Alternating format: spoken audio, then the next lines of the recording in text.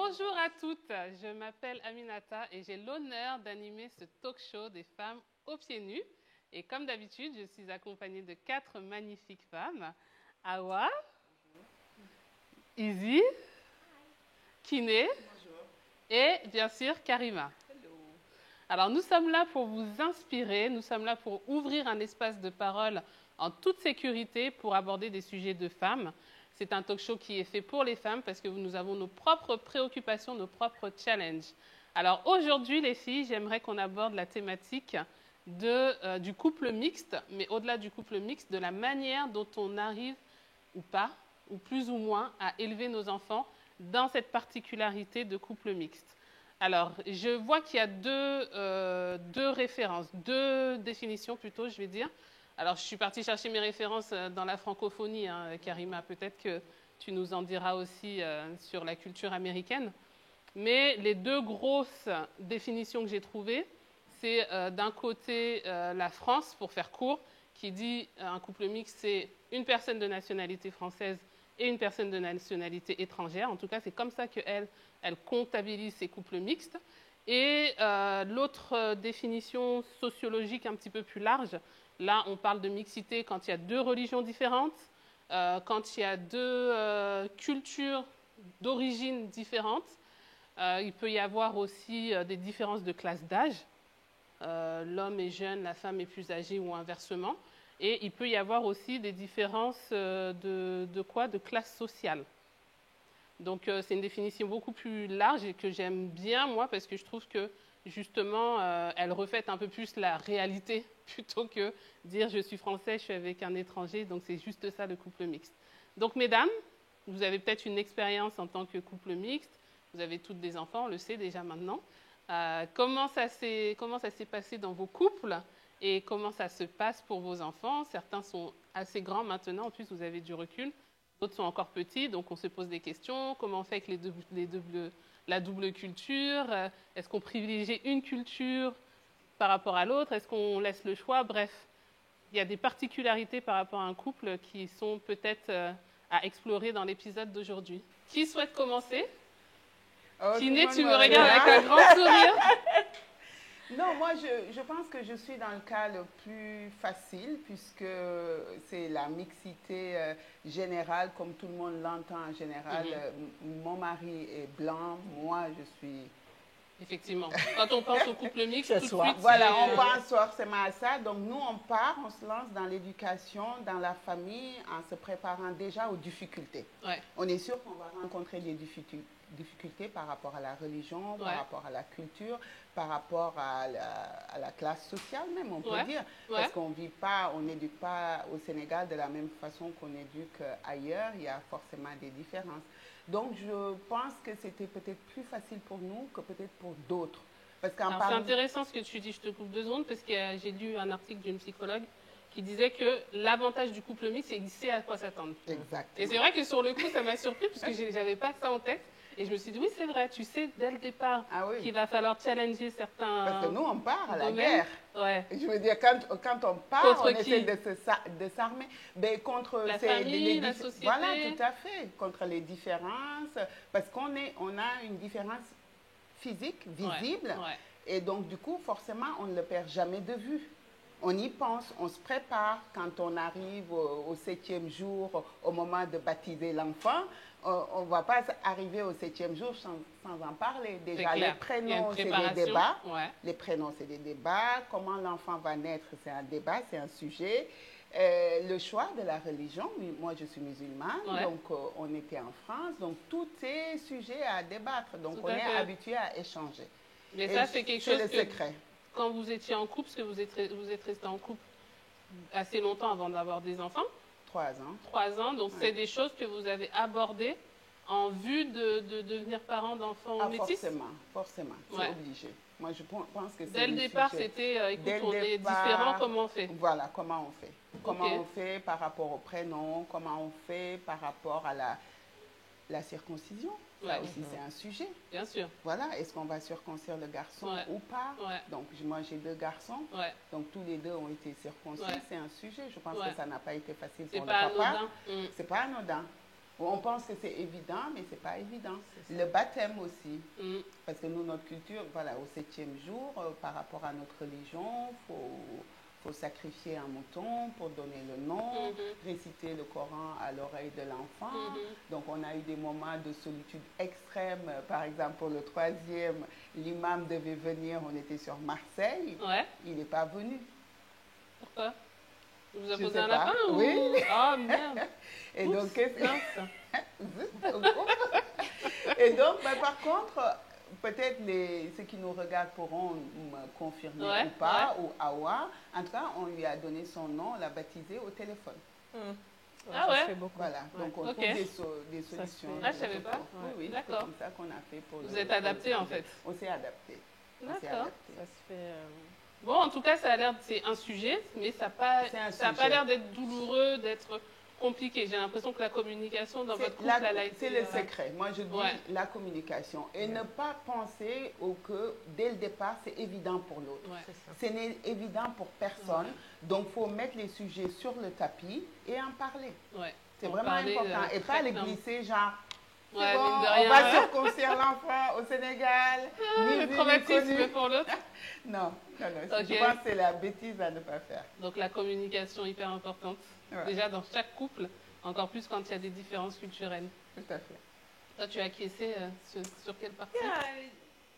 Je suis d'accord. Je pense donc que toi aussi, tu as 4 enfants métis. J'ai 4, mais c'est tellement intéressant parce que nous, on ne considère pas nos enfants métis. Ah. Mais on sait que le monde le perçoit comme des métis. Et c'est plutôt parce qu'ils sont ici au Sénégal. Qui sont perçus comme métis? Oui, parce que c'est ça qui est intéressant. Mon mari, techniquement, lui, il est métis. Oui. Mais la façon qu'il se voit culturellement, il est noir. Oui, c'est ce que tu nous avais dit une fois. Oui. Et pour nous, c'était jamais une question parce que je pense qu'aux États-Unis, tu peux avoir des gens qui sont de même couleur que lui. Oui. Et c'est tout à fait normal qu'ils sont noirs. Ok. Et même pour lui, il me taquinait Pourtant, avant. lui, il est perçu comme un blanc. Moi, la première fois que je l'ai vu, pour moi, c'était un blanc. Après, quand tu m'as dit ça, exact. Je dis quoi? Mais c'est ça. Mais c'est pour ça que je dis c'est tellement intéressant parce que, par exemple, de quelque sorte, il a grandi plus noir américain que même moi. Parce que j'avais des parents qui étaient des immigrés. C'est pour ça que quand on parle de cette question de mixité et tout, c'est tellement intéressant parce que je trouve que les choses qui marchent le plus, c'est que vous avez les mêmes valeurs quand vous êtes en train d'éduquer les enfants.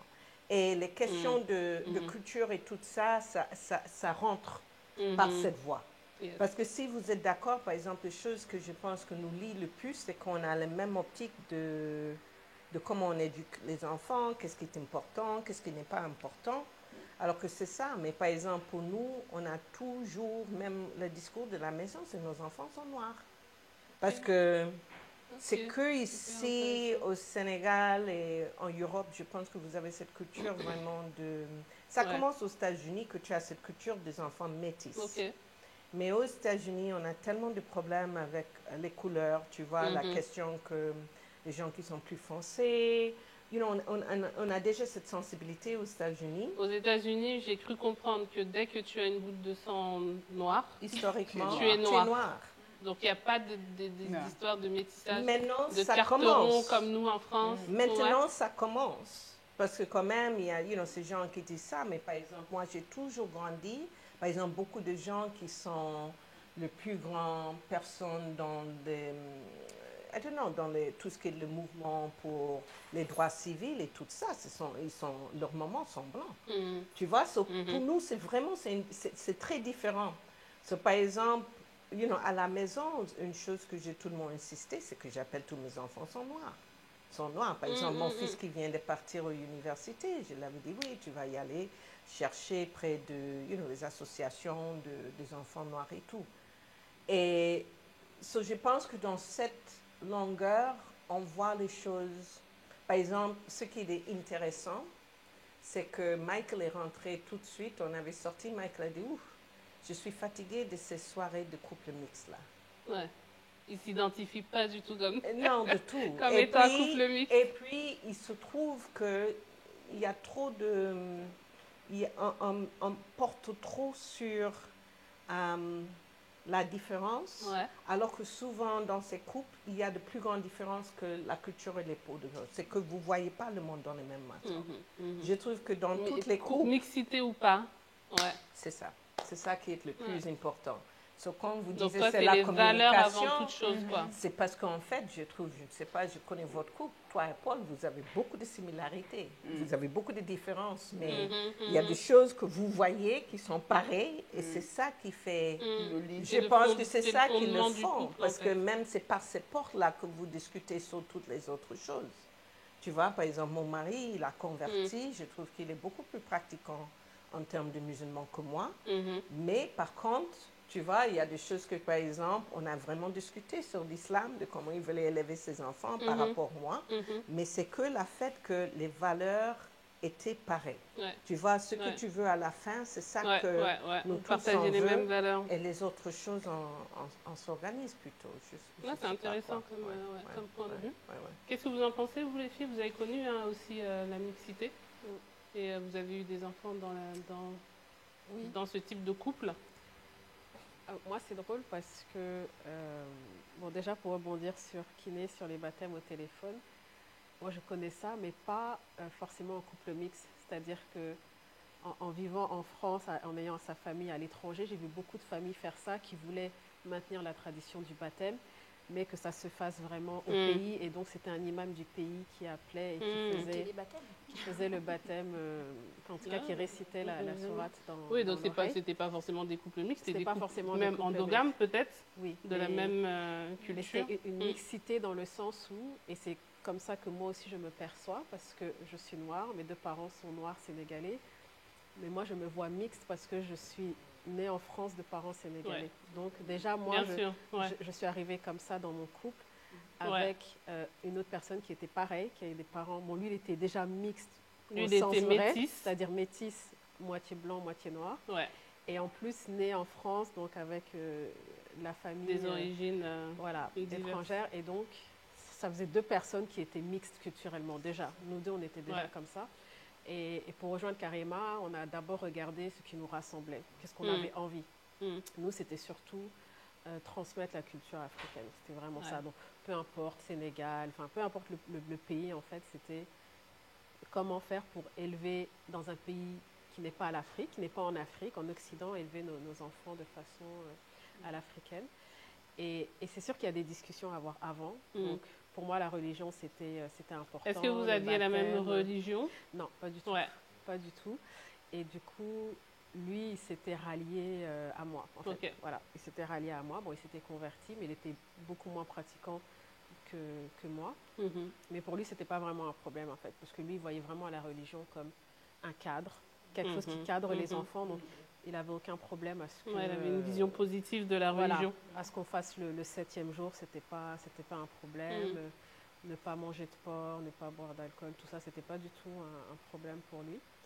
Et la circoncision non plus, parce que la circoncision, c'est pas que les musulmans. En tout cas, en Afrique, la plupart des hommes sont circoncis, même s'ils ne sont pas musulmans. Puis en France, il y en a qui le font pour l'aspect médical aussi. Oui, puis en Amérique du Nord aussi, parce que moi, mes enfants sont nés en Canada et c'est une pratique extrêmement courante en Amérique du Nord. Et donc, en fait, oui, il n'y avait pas eu ces grosses...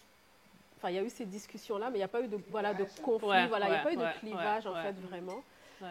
Donc, je l'ai vécu plutôt... Et c'était plus moi comment moi, en étant pas à 100% sénégalaise, parce que je ne me voyais pas à 100%, transmettre ça, essayer de transmettre 110% à mes enfants, alors que j'avais que 50%. Enfin, c'était plus des conflits de ce genre-là que des conflits dans le couple. La question de la transmission, mais c'est ça, c'est qu'est-ce qu'on transmet, qu'est-ce qu'on garde nous déjà en tant qu'adultes de notre culture mixte, effectivement, parce qu'on est né dans un pays qui n'est pas le même que celui de nos parents. Donc on a double culture, ensuite on fait des enfants, qu'est-ce qu'on transmet de cette double culture-là? Effectivement, Donc après, tu te retrouves avec des enfants, quand tu leur demandes tu viens d'où, ils te disent je suis canadien, sénégalais, congolais, français. Ils sortent toutes les nationalités. C'est ça. Mais c'est la richesse. C'est la richesse. Et toi, comment tu as vécu? Parce que toi, tu es dans un couple mixte du point de... j'allais dire de la religion, mais pas que, puisque ton mari est né au Sénégal, toi tu es né en Martinique. En Guadeloupe. En Guadeloupe. Enfin, c'est pareil, en Guadeloupe. Non, c'est pas pareil, t'es né en Guadeloupe. Ils vont se fâcher, hein. Pardon, si vous voulez, Martinique, Guadeloupe, c'est pareil. 2 petites îles comme ça, perdues dans l'océan. Bon, voilà. L'essentiel, c'est que toi, tu te fâches pas contre moi. Ah non, sincèrement, moi, je m'en fiche. Je suis née en Guadeloupe, effectivement. Et du coup, vous êtes rencontrés en France, vous avez fait vos enfants en France avant de venir... On a fait nos enfants en France. Est-ce que vous vous êtes perçus comme un couple mixte, du coup, déjà entre vous? En fait, sincèrement, oui. Ouais. Oui et oui, parce que tout simplement, quand on est en France, dans un milieu étudiant, les gens nous font ressentir, en fait. Okay. De toute façon, les étudiants étrangers, hein, c'est des clans, on ne va pas se mentir, hein, on va commencer à faire l'hypocrisie. Et puis les Sénégalais sont en assaut, les Antillais sont... Les Maliens, les Congolais, les Camerounais, c'est des clans, des associations d'étudiants. Forcément, quand il y en a un qui sort de là pour aller piocher là, tout de suite, comme tu disais au départ, il parle tout de suite de métissage. Okay. Et franchement, bon, moi, j'ai connu très tard, hein, je n'ai pas honte de le dire, que le métissage, c'était noir-noir. Je l'ai appris justement dans ces milieux-là. Parce que pour toi, le métissage... Pour moi, le métissage, c'était l'exemple de Guinée. Et de Guinée, merci pour Michael. De Guinée, c'était noir et blanc. Pour moi, c'était ça, noir et blanc. Parce que de toute façon, je suis née aux Antilles. Autour de moi, même dans ma famille, il y a des gens qui sont très clairs de peau, d'autres qui sont noirs, comme moi, et d'autres qui sont, voilà, pour moi, ça reste, c'est pas métissage, parce qu'il y a des clairs, des noirs, j'ai des cousines qui sont quasiment blancs, comme le mari de Karima, pour moi, c'est des noirs, en fait. Donc, à aucun moment de ma tête, j'aurais pensé que deux noirs, c'était métis. Je l'ai connu tard, bon, tard que jamais. Et c'est vrai que on nous a fait très bien comprendre que de toute façon, c'est un métissage culturel en quelque sorte. Donc, métissage, pas forcément de la couleur, mais culturel.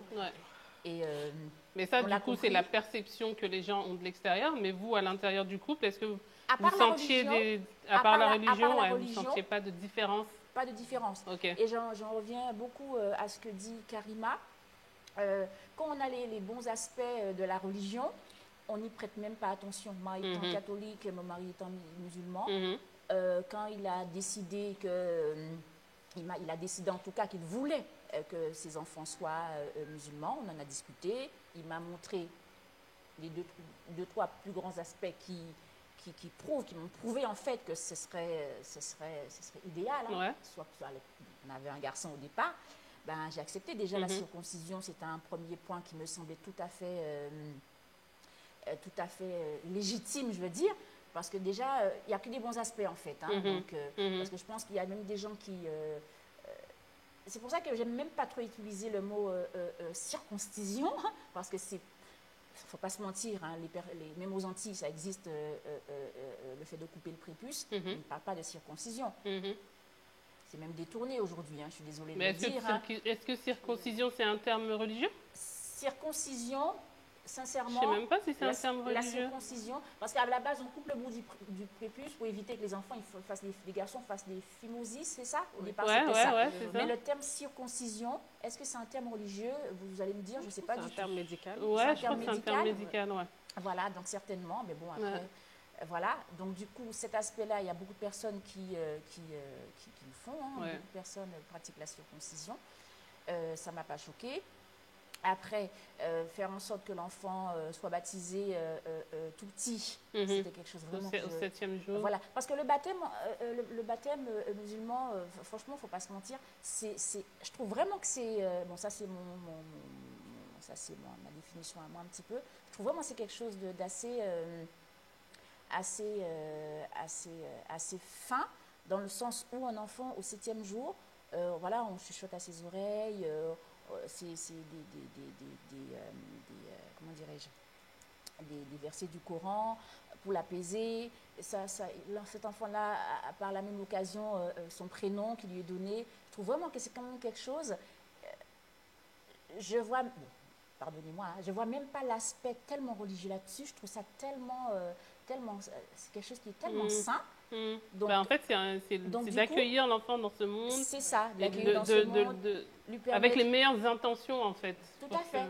Moi, je pense que c'est quand même quelque chose qui au final, est fait par quasiment toutes les religions, peut-être le plus tardivement possible, en fait. Hein. Donc après, le faire au 7e jour, le faire au 1 an ou 2 ans de l'enfant, je pense vraiment que c'est quelque chose qu'on le fait très tôt. C'est quelque chose quand même, ça m'a plu. Ça m'a plu, donc du coup, on a été d'accord dès le départ sur ça. Il n'y a que ces aspects-là, si vous voulez, dans notre couple, pour démarrer la vie de nos enfants, qui ont été plus ou moins différents. Après, le reste, je l'ai pas vu. Hein. Je l'avais déjà dit d'ailleurs dans la première émission.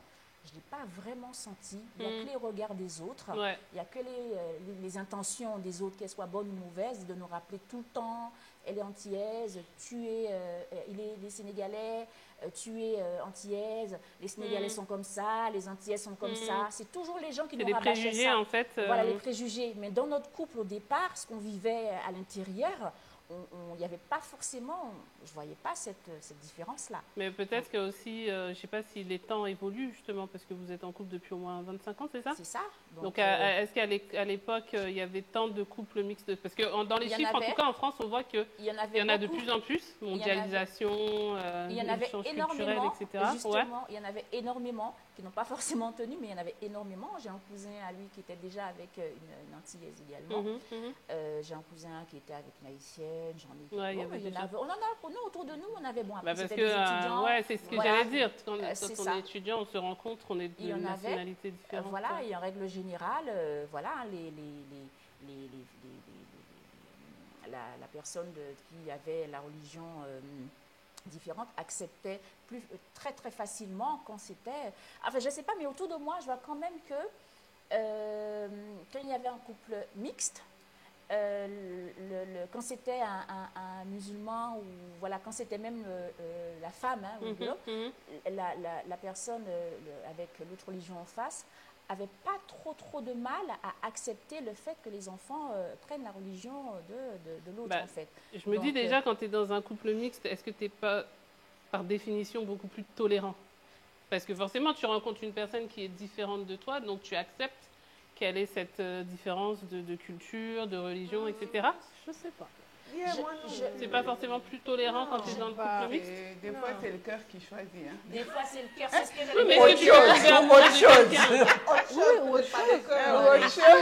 mais est-ce que tu peux tomber amoureux de quelqu'un qui a une culture différente en ayant des freins toi-même à cette différence? Oui, on est sur la petite côte. Oui, et puis je trouve aussi que oui, mais je parle des vrais couples. Oui, mais je pense que chaque couple... Oui, mais je pense que aussi, quand tu dis des vrais couples, il faut qu'on fasse attention. Parce que la raison pourquoi 2 personnes sont ensemble sont plusieurs. Et ça peut être une vraie couple. C'est juste que pour nous, notre définition d'un couple va être, tu as ça, tu vois, peut-être il y a un livre de psychologie. Moi, quand je dis vrai couple, c'est couples qui sont ensemble sans intérêt. Il y a toujours des intérêts dans les couples, mais je parle plutôt des couples d'amour, quoi, pour faire court. Oui, mais souvent, par exemple, moi, je peux te dire, je connais des couples qui sont ensemble pour 25 ans, je ne peux pas dire que c'est de l'amour. Et ils sont identiques, tu vois, ils sont deux Sénégalais. C'est par intérêt, c'est parce que les familles ont dit qu'ils sont ça. Je pense qu'il faut qu'on fasse attention avec la définition de c'est quoi un couple, qu'est-ce qui est un vrai couple ou pas. Pour moi, le problème que je vois avec beaucoup de couples mixtes, par exemple, moi je suis issue d'un couple mixte, ils n'ont pas de tout duré, mais c'est parce que la culture individuelle de cette personne, cet homme et cette femme, est-ce que ça, ils vont ensemble? Est-ce qu'ils peuvent rester ensemble? Parce que paraît-il que les couples mixtes durent moins longtemps, justement. Oui, mais je ne sais pas si c'est vrai ou si c'est juste... Je ne sais pas, je pense que d'abord il faut regarder ça, peut-être en France ou je ne sais pas, aux États-Unis ou quoi. Parce qu'encore dans ma génération, on était les enfants des années 60. Nos parents étaient tous les années 60. J'ai des amis qui sont moitié trinidadiennes, moitié indiens, des couples vraiment bizarres. Et non, je te jure, tu vois. Je connais aussi. Et puis, les raisons pourquoi les parents n'étaient pas ensemble ou pas, souvent, ça n'avait rien à voir avec la mixité. Comment le papa était, comment la maman était. Tu vois, et quelle était la culture individuelle que chacun apportait. Parce que, par exemple, je vois beaucoup plus de couples sénégalais qui sont divorcés que de couples mixtes. Et c'est parce que pour une raison ou l'autre, la culture individuelle, parce que chacun de nous, c'est quand on a des enfants, qu'on est confronté avec nos vraies idées de la parentalité. Avant, on parle, on discute, c'est très théorique. Mais dès qu'on est confronté avec la fait qu'un enfant a fait quelque chose et tu te lèves tes mains comme ça, c'est parce que souvent, toi-même, tu t'es éduqué comme ça. Alors l'autre parent va dire, mais tu ne le tapes pas. Tu vois, et c'est là où la vraie culture de chacun sort. Et ça n'a rien à voir forcément avec race, religion, culture, même souvent classe. C'est pas ça. Mais c'est que souvent, ça, c'est pas des choses inconscientes. C'est pas ça qu'on discute dans une couple. Ça, c'est les choses qui sortent. Maintenant, est-ce qu'on apprend à vivre avec? Est-ce qu'on apprend à vivre, on discute? Ça dépend de la culture encore de chaque personne.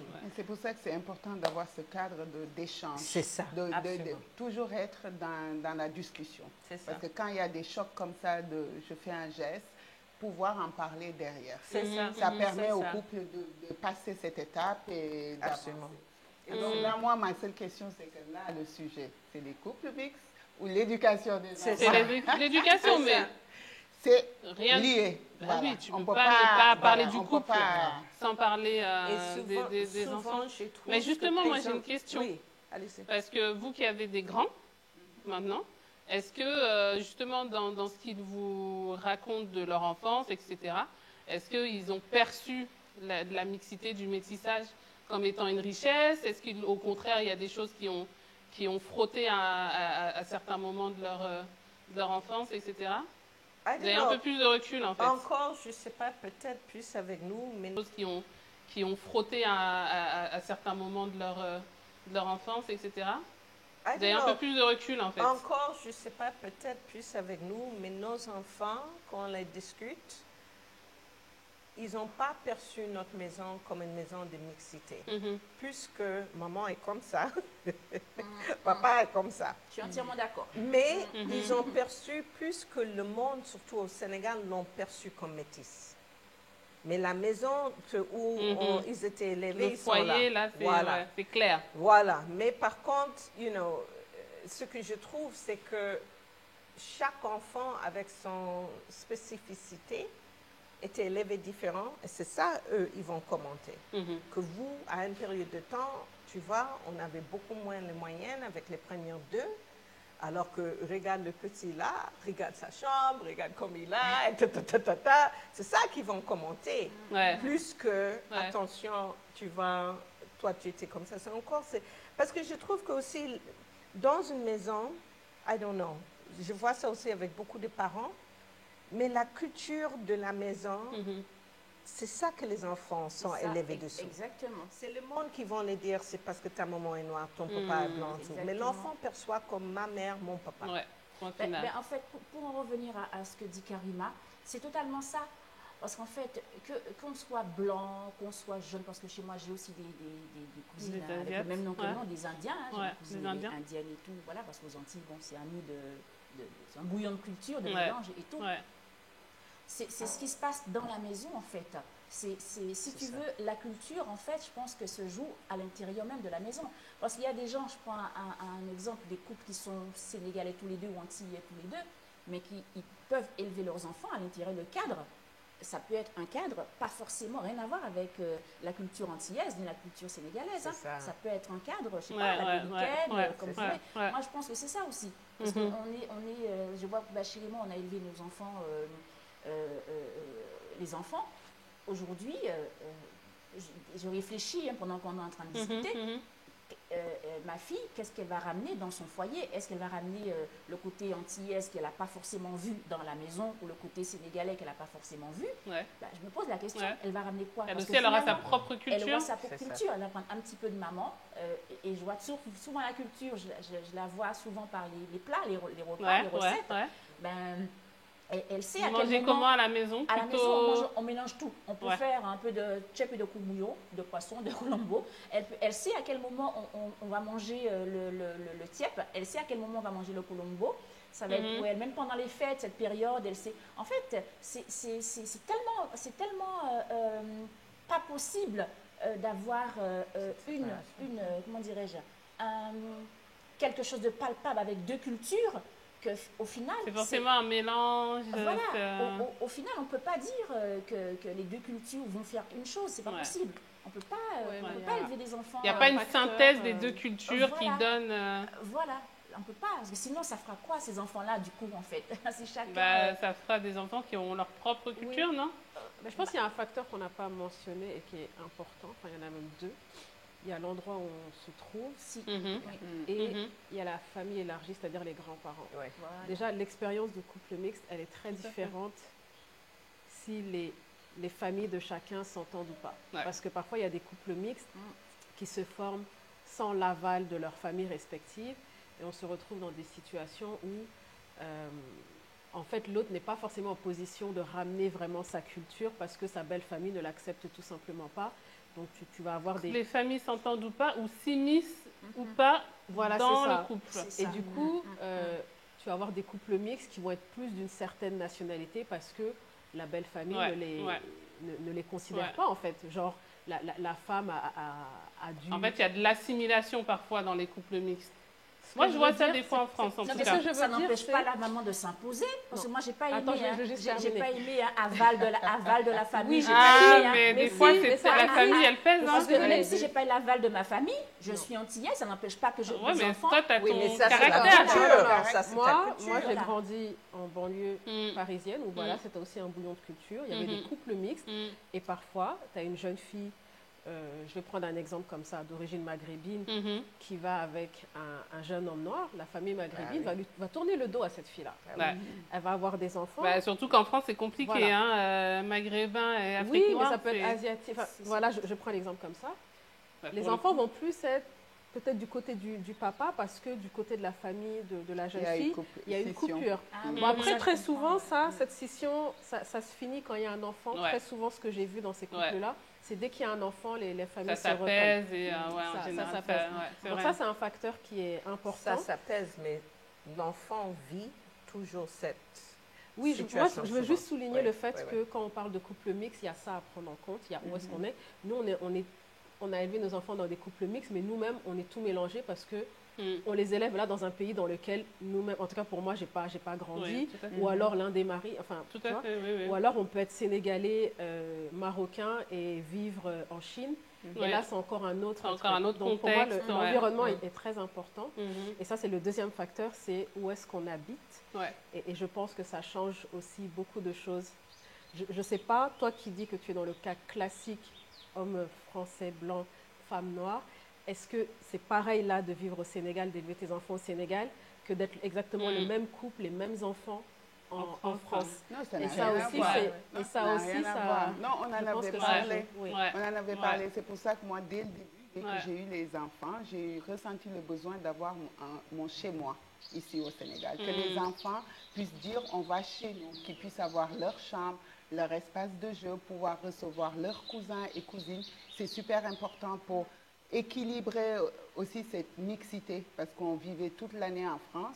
Moi, j'avais aussi mes parents sur lesquels je pouvais m'appuyer, c'est-à-dire les billets UM, on connaît, dès qu'on essayait d'anticiper quand même dans le système scolaire pour payer les billets moins chers, c'est-à-dire 15 jours avant la fin, on les envoyait au Sénégal, où ils étaient réceptionnés par ma grande sœur, il y avait ma mère, il y avait papy qui n'était pas loin. Et donc, ils passaient un mois ici pour prendre des cours coraniques et de Coran, apprendre à pratiquer. Je ne sais pas s'ils ont beaucoup gardé. La base est là. La base est là. Et là, après, ils vont en faire ce qu'ils veulent. Non, mais il y a ma fille qui reprend, qui commence à prendre des cours. Avec Internet, quand même, il y a pas mal d'avantages. Elle prend des cours avec une copine qui est aux États-Unis. Il faut le faire quand même, elle est en France. Il y a Djadia qui est aux États-Unis. Donc, une fois par semaine, elle se retrouve pour faire des cours de pratique et tout. Je trouve ça génial. Donc, pour revenir là-dessus, Awa, ça n'a rien à voir. En France et ici. En France, il y a dans l'éducation, pour revenir sur le volet éducatif, je tenais absolument au moins une fois par semaine à ce qu'on mange autour du bol. Voilà, donc la sénégalaise. Ça, faut l'expliquer à l'enfant. À chaque fois que tu lui donnes des codes pour manger à table, ne pas mettre les coudes sur la table et après, à un moment donné, lui apprendre les codes pour manger. Et je trouve que tout ça, c'est des richesses aussi. Hein. Ouais, c'est clair. Pour revenir sur ce que vous dites, je pense qu'aussi, on sait qu'il y a la culture de la maison, la culture de les deux parents, la culture de la famille, et puis maintenant, il y a la culture de l'environnement qui joue. Et je pense que souvent, on ne mesure pas à quel point la culture d'où on vit joue sur l'éducation de nos enfants. Et souvent, on est tellement en train de juste lever et éduquer nos enfants qu'on n'est pas assez réactif ou proactif comme toi, ou bien on fait le contraire, on va juste sur l'extrême pour exposer nos enfants à toute chose qui est africaine et tout. Mais c'est tout à l'heure quand les enfants grandissent que c'est eux qui vont vraiment choisir parmi toutes ces influences qui y sont. Tout à fait. Tu vois? Je pense qu'aussi l'autre chose qui est importante, c'est que les relations qu'ils ont avec leurs grands-parents, ça joue énormément. Parce que souvent, les grands-parents, ils vont adorer leurs petits-enfants, mais ils vont sortir des choses qui vont vraiment blesser ces enfants parce qu'ils vont dire, ah mais tiens, tu vois, je donne un exemple, ma grand-mère antillaine, elle m'avait dit, tu vois, tu avais des chances que ton papa a marié ta maman, sinon tu seras africaine. Ça c'est violent ça. Mais c'est parce que c'est très violent. Mais je te dis, les petits mots anti-africains ou anti-noirs, nos enfants sont élevés dans ça. Et même si on pense que dans la culture de la maison, ça ne s'est pas véhiculé, quelque part, nos enfants se retrouvent ça.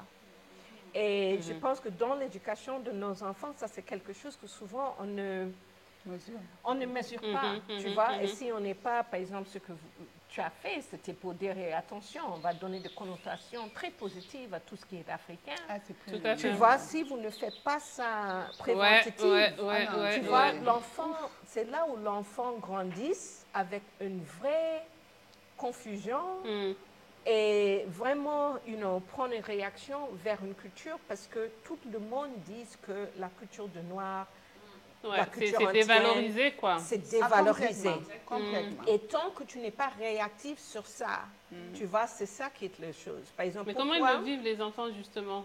Parce que ça, c'est des choses, je pense, qui leur sont renvoyées à l'école, dans la famille peut-être plus élargie, des choses comme ça. Tu dois vraiment, par exemple, pour nous, pourquoi, par exemple, c'était si important pour élever les enfants en Afrique? Parce que je ne voulais pas que mes enfants soient physiquement sur les gammes aux États-Unis. On sait que les gammes de le plus clair à plus noir, les plus clairs sont mises en haut. Mais s'ils sont dans un pays où quelque part ils sont la minorité, ça change un peu comment ils se comprennent, qu'est-ce que ça veut dire pour être noir et tout ça. Je pense que c'est toutes les décisions que nous-mêmes, le plus que nous-mêmes, on est conscient des choses, le plus qu'on est là. Mais je pense que le problème, c'est que souvent, même en termes de nous-mêmes, des choses qui sont anti-noirs ou anti-musulmans ou anti-n'importe quoi, ça sort, tu vois, et on ne sait pas comment... vigilant, c'est ça, mais il faut qu'on gère ça. Moi, j'ai grandi, vraiment dans ça, dans la banlieue où il y avait de tout, et j'ai vu des fratries métisses, les enfants ont le même teint. Il y a une sœur qui, elle, se considère vraiment noire, tous ses amis sont noirs, et puis l'autre sœur qui va plus être plutôt blanche, qui va avoir que des petites copines blondes aux yeux bleus et qui va plus se considérer comme ça. Je pense que l'environnement aussi joue, ça joue beaucoup. L'environnement et puis l'enfant, du coup, sa propre identité, il choisit justement plus ou moins tôt aussi de sa propre identité, parce que les métis, en tout cas moi, ce que j'ai perçu dans le discours français, c'est que de la part des enfants métis, on est tiraillé. On ne nous reconnaît pas comme étant des noirs, on ne nous reconnaît pas comme étant des blancs. Par contre, à un moment donné, comment je fais avec ça? C'est tellement intéressant parce que le monde francophonie, c'est une vraie, je dirais, je ne sais pas, je ne vais pas dire que c'est fini aux États-Unis, mais aux États-Unis, on a vraiment discuté sur cette question en anglais, we call it the tragic mulatto. tu vois, que tu es mulâtre ou tu es métisse et oh, le monde est difficile parce que je n'ai pas mon place. On a un peu avancé sur ça. Mais moi, j'étais choquée, par exemple, quand tu es confronté avec le monde francophone. Ils vont mettre tous mes 4 enfants devant, ils vont dire, ah, cela est plus beau parce que son cheveu est plus rade. Cela a des choses comme ça. C'est la réalité française. Mais je disais que j'étais choquée parce que je disais, mais ce que vous faisiez, c'est tellement terrible. Et puis pas ça seulement, mais tu es en train de dire quelque chose sur moi, la maman et le papa. Et tu es en train de communiquer tout ça à ses enfants. Mais est-ce que tu as vu l'étude des poupées? Vous avez vu l'étude des poupées? Oui, mais ça vient des États-Unis. Mais c'est glaçant, c'est horrible. Mais c'est pour ça mais que c'est vrai de la société. Mais si on parlait même de faut pas se mentir, dans le cadre familial même, les tatas, les tours, c'est ça. Cette classification. Mais ça vient de là, ça commence là. Ouais. Ça commence là. Mais c'est pour ça qu'il faut être vigilant. Dans la maison. Il faut être super vigilant. Combien de fois je me suis pris ces remarques comme ça avec des personnes de mon environnement. Donc, que toi, tu es noire et ta soeur, elle est claire. Celui-là, il est un peu plus clair. Dès qu'on vous présente, dès que l'enfant est né, ah, il a un teint clair. Et puis chez vous, là, les chabins. Eh bien, voilà. Eh bien, celui-là, oh, mais moi, je me suis ramassé ça. Moi, j'ai rien dit. De toute façon, je dis rien. Mais voilà, parce que si tu dis quelque chose, tu vas encore reparaître pour celle qui, voilà. Non, l'enfant né, tous les enfants naissent clairs, c'est normal. Ah ben celui-là, il est un petit peu plus clair. Hein. Il ne faut pas les sortir dans le soleil. Celui-là, c'est toi. Celui-là, c'est de ton côté. Mais moi, tu n'as pas vu, je suis noire, moi, et tout ça. Ah non, celui-là, mais bien content, quelques années après, l'enfant devient noir. Là, mais c'est moi ou c'est pas moi. Non, je veux dire par là, c'est la famille même. Ça commence dès l'hôpital, dès que tu accouches. Ils arrivent. Ah, celui-là, il est un peu commentaire clair. Sur ce qu'ils J'ai même eu une personne qui m'a appelé au téléphone. Ah oui, j'ai accouché. Ouais, alors j'ai fait un beau petit chabin. Oh là là. Mais meuf, qu'est-ce que j'en ai assuré? Il est en bonne santé. Voilà, après, je veux dire, ça commence là dans terrible, le cadre familial. Oui, mais après, c'est un choix. C'est-à-dire que moi, le papa des enfants, il est métis. Et lui, ses parents lui ont toujours dit, tu es métis, tu as 2 cultures, tu prends le meilleur de chaque culture. Et tu grandis comme ça. Il n'y a pas eu une valorisation d'un côté ou de l'autre. Et après, c'est la responsabilité de chaque parent. Moi, en tout cas, je suis au Sénégal, je suis sénégalaise. Mes enfants, ils vont manger du tiep, ils vont apprendre le Wolof, j'espère. En tout cas, ils ont des rudiments, ils comprennent. Ah, ça commence à me faire peur d'ailleurs, parce que quand je parle, ils comprennent ce que je dis. Je ne peux plus me cacher quand je parle bien. Et voilà, moi, ma responsabilité, c'est de leur donner ce que moi, je connais, ce que je sais de bon de chez moi, de ne pas dénigrer l'autre nationalité ou l'autre culture, et donc toutes les autres cultures de façon générale, de les encourager à s'approprier leur culture. Et puis, et en fait, c'est ça. Et puis de les protéger des tontons, des tatas, des chiens, des chats. Ça commence dans le cadre familial. Et surtout, après, c'est à nous aussi moi, je sais qu'on parle d'éducation des enfants et tout, mais c'est le travail le plus important. Pour moi, en tout cas, c'est ça. C'est pas le fait que mon mari soit sénégalais, la religion, est-ce qu'il mange porc, est-ce qu'il mange pas de porc. J'ai jamais eu ce besoin dans la maison de gérer ce que mangeait qui que ce soit, parce que comme je vous disais, chacun mangeait ce qu'il voulait. Voilà. Après, c'était ça, mes enfants, dès le départ. C'est mon fils qui m'a ramené un jour au collège. Ah, maman, tu sais, je suis afro-antillais. J'ai dit, ah bon? Ouais, bah écoute, si tu veux être afro-antillais, sois afro-antillais. C'est ce que les autres lui ont... C'est ce que les autres, oui, maman, tu sais, en fait. mon pote, la Messie, Tismé, j'ai dit, mais de quel Tismé tu parles? J'ai tout sais, en fait, son père est guadeloupéen, sa maman est guadeloupéen, donc il n'est pas Tismé. Il est juste, voilà, un petit peu plus clair, parce que je ne sais pas si ses parents ne peut-être pas été au soleil, j'en sais rien, mais voilà, mais il est noir, c'est comme ça. Donc je leur mets bien ça dans la tête, j'enfonce ça. Et puis mes enfants, sincèrement, moi, quand à la maison... des fois, j'oublie même qu'ils ne comprennent pas, qu'ils parlent pas le créole, même les enfants comprennent le créole tous autant qu'ils soient. Ils ne parlent pas, ils font... Quand tu t'énerves, tu parles créole ou quoi? C'est ça. Énervez-moi, vous allez voir ça. Mais mes enfants, ils comprennent tous le créole, mais ils ne le parlent pas. Je ne sais pas pourquoi, si ça les gêne. À la maison, vous parlez quelle langue? À la maison, je parle français. Tout le monde parle français? Tout le monde parle français. Mais moi, quand je suis énervée, que ce soit pour le papa, pour les enfants, je parle créole. C'est pas le français reste coincé, là, il ne monte pas. Donc, du coup, je parle créole. Non, mais c'est marrant parce que moi aussi, ils ne comprennent pas le... Voilà. Et ma fille, les enfants commencent à comprendre un peu le Wolof, mais ils ne parlent pas. Mais ils comprennent, en fait. Ma fille, elle comprend. Je sais qu'elle comprend, mais elle ne parle pas. Mais je peux tout dire en créole, elle comprend tout.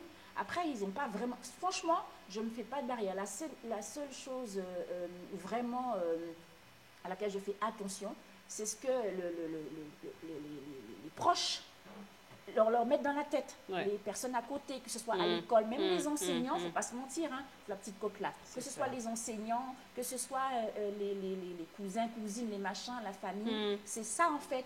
Parce que ça, il ne faut pas se mentir, ça commence là. Moi, je pense que ça va au-delà même de ces cadres. Il faut regarder aussi les bases, les bouquins qu'on leur donne à lire, les films. Tout ce qui est représentation. Voilà, moi, je vais aussi loin. Ah, mais il faut jusqu'au dessin animé. Bien sûr. Jusqu'au Tarzan qui est blanc, qui vient sauver les Noirs. Absolument. Absolument. Ah oui, il faut absolument. L'éducation, c'est pareil, que ce soit pour un couple, les deux sont blancs, les deux sont noirs. Il faut protéger les enfants de ces choses-là et il faut surtout... Et de les donner des armes. Parce que souvent, les enfants vont partir dans le monde. Je me souviens, à Dakar quand même, une fois, il y avait une directrice d'une école, une grande école française, qui avait fait une remarque très raciste. Et comme, pardonnez-moi, il y a tellement de choses que les Français ne perçoivent pas comme racistes qu'ils font. Et ils ont dit, ah, tu es noir, il faut qu'on prenne des photos comme ça, ou je ne sais pas quoi, à mes garçons. Mon fils est de ses amis. Et je disais, mais tiens, comment tu peux dire ça à un enfant pendant que tu es en train de prendre une photo comme ça? Et mon fils est venu me dire, on est parti à l'école. Et je me souviens que mon fils a dit, bon, il est un peu pacifique, non, il ne faut rien dire, mais je faisais une histoire pour lui montrer que, attends, tu ne laisses pas ces genres de choses passer. Tu vois, parce que peut-être pour toi encore, tu as le privilège d'être, on dit privilège comme ça, que les gens vont te dire, mais il y a un autre enfant qui est à côté de toi qui ne vont pas avoir ce privilège. Les gens vont dire toutes les choses racistes. Et si tu ne prends pas cette position de défendre, aussi de, hey, attention, dans ce monde, c'est pas, ça fait partie d'une éducation. C'est pas OK d'être anti-noir. C'est pas OK d'être anti-musulman.